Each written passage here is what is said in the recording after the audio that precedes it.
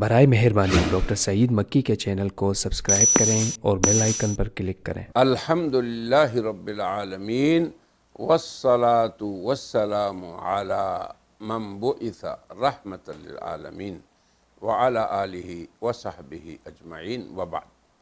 اعوذ باللہ من الشیطان الرجیم، بسم اللہ الرحمن الرحیم۔ یا ایہا الناس انا خلقناکم من ذکر وانثی، صدق اللہ العظیم۔ سامعین و ناظرین، آج کی اس مجلس میں میرا خطاب عمومی انسانیت کے نام ہے۔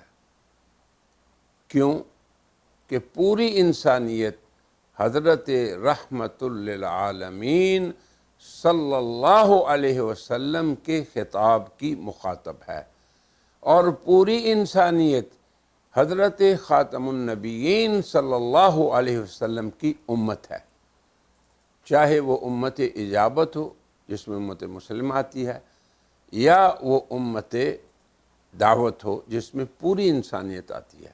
اسی لیے ہم جب جناب رسول اللہ کی وحی کو دیکھتے ہیں جو ان پہ نازل ہوئی، تو اس کے اندر ایک عالمگیر خطاب ہوتا ہے، اور پورے عالم کے اقوام کو متحد کرنے، ان کو اخوت اور برادری کے سلک میں پرونے کے لیے ضابطے ہیں۔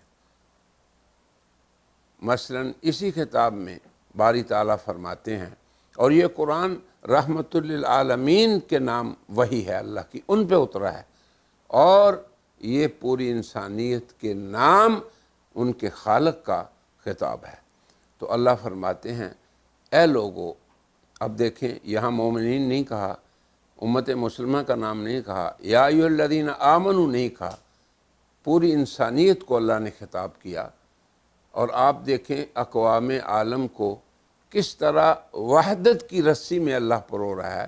انا خلقناکم من ذکر وانثی، اے لوگو ہم نے تمہیں ایک مرد اور ایک عورت سے پیدا کیا۔ اب آپ دیکھیں لفظ ایک مرد اور لفظ ایک عورت، یہ نہیں کہا آدم اور حوا سے، تو اللہ تعالیٰ پورے انسانوں کو اکائی اور وحدت کا ضابطہ سمجھا رہے ہیں کہ جب تم اے انسانوں، مشرق و مغرب، شمال و جنوب، کالو گہرو، جس رنگ کے بھی ہو، جس نسل کے بھی ہو، جس زبان کے بھی ہو، جب تم ایک مرد اور عورت کی اولاد ہو تو اس انسانی اخوت اور برادری کے رشتے میں تم سب ایک ہو۔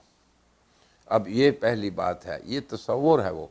اب جب ایک اور وحدت اور یہ اکائی تم سب میں موجود ہے، تو میں یہ پوچھتا ہوں کہ پوری عالم کی اقوام کو کس طرح رہنا چاہیے، اس کا بھی ضابطہ اللہ نے بتایا۔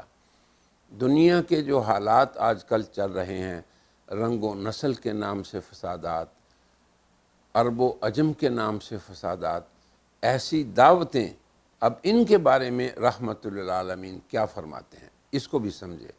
ایک حدیث میں حضور اکرم صلی اللہ علیہ وسلم فرماتے ہیں، ان اللہ قد اذهب عنکم ابیۃ الجاہلیہ وفخرها بالآباء، اللہ نے تم سے جاہلیت کی نخوت کو، کبر کو، تکبر اور تعلی کو دوسروں پہ اللہ نے تم سے دور کر دیا۔ اب آپ دیکھیں کیسے مثال دے کے آپ سمجھاتے ہیں، فرماتے ہیں کلکم من آدم، وہی بات جو قرآن نے کہی، تم سب آدم کی اولاد ہو۔ آگے فرمایا کہ تمہارے اندر نخوت کیوں نہیں ہونی چاہیے، وآدم من تراب، تمہارا باپ مٹی سے بنا، تو مٹی سے بنی ہوئی مخلوق کیوں تکبر کرے کہ میں گورا ہوں، کالوں سے افضل ہوں، میں کالا ہوں، گوروں سے افضل ہوں، میں عربی ہوں، عربی سے افضل ہوں، میں عجمی ہوں، عربوں سے افضل ہوں۔ اب آپ دیکھیں کس طرح معلم اعظم صلی اللہ علیہ وسلم اور مزکی انسانیت حضور محسن انسانیت ہیں، نبی انسانیت ہیں، اور فرمایا آپ نے کہ مجھے تو اللہ نے معلم بنایا، اور آپ دیکھیں کس طرح آپ تعلیم دیتے ہیں انسانیت کو وحدت کی اور اکائی کی اور دنیا کے میں امن سے رہنے کی۔ آپ نے فرمایا کہ جب تم سب آدم سے ہو اور آدم مٹی سے ہے تو پھر اب انسانوں کا تزکیہ ہو جانا چاہیے نا، سمجھیں کہ ہم ایک دوسرے کے مساوی اور برابر ہیں۔ پھر آگے ایک مثال آپ نے دی جس سے بگڑے ہوئے انسانوں کی اصلاح ہونا ضروری ہے۔